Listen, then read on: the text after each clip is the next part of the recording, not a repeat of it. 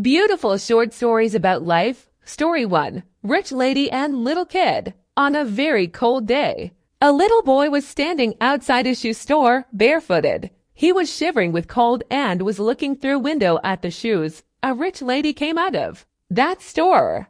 While waiting for a ride, she saw that little boy. She approached him and said, "Kid, why are you looking so earnestly in that window?" Little boy replied, "I don't have any shoes. I was asking God to give me a pair of shoes." After listening, this lady took that boy inside shoe store and asked clerk if she can get a bowl of water and towel. Clerk brought that in few minutes, and then she took that boy at the back of store. She removed her gloves and knelt down, cleaned and dried little boy's hands and feet. Then she brought him back into shoe store and asked clerk to bring pair of socks and shoes. Clerk bought socks and shoes and gave them to her. She took those and again knelt down, placing pair of socks upon the boy's feet.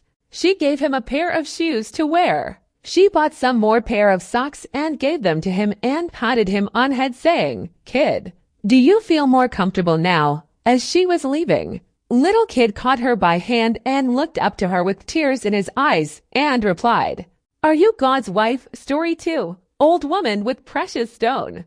Once a wise old woman was traveling through Himalaya mountains, and in her way she found a precious stone. She took it and kept it in her bag and continued her journey. Next day on her way, she met another traveler who was hungry and asked her for food. She opened her bag to give food to that man. When she opened her bag, man saw that precious stone in her bag. Man wanted to have that precious stone, so he asked her to give that stone to him.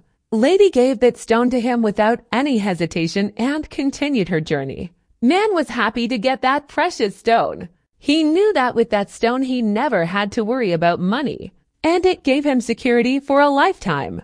But after a few days, man returned to mountain with that precious stone. He looked for a woman on mountains to return that stone to her. After some search, he found her. As he saw her, he went to her and said, "Thanks for giving me that precious stone other day, but today I came back to return you that stone, with a hope that you can give me something even more precious. Please give me what you have within you that enabled you to give me that stone without any hesitation." This story is presented by Speak Out Learning English. Thank you for watching.